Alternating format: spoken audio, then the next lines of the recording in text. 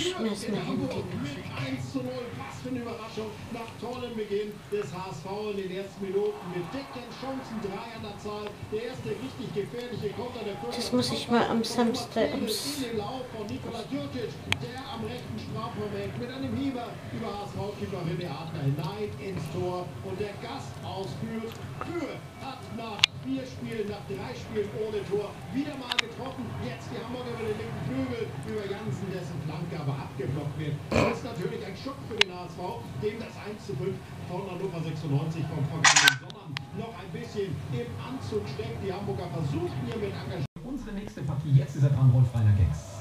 Auf, ihr Wolfsburger schießt ein Tor, rufen die Zuschauer, fast wäre es soweit gewesen. Schöner Freischuss von Diego, kommt gut an den 5-Meter-Raum, Kopfball des aufgerückten Simon Kjær, aber der köpft an die Latte und den zurückspringenden Ball, den trifft das der Mittelstürmer der Wolfsburger weit über den Gast. Das wäre auch eine Chance gewesen für die Niedersachsen hier, die Gastgeber, in Führung zu gehen, nachdem zuvor in den ersten 12, 13 Minuten Schalke 04 die klar bessere Mannschaft war, viel mehr vom Spiel hatte und auch durch ihren Mann an der Spitze, durch Klaas-Jan Huntelaar die beste Chance hatte, in Führung zu gehen.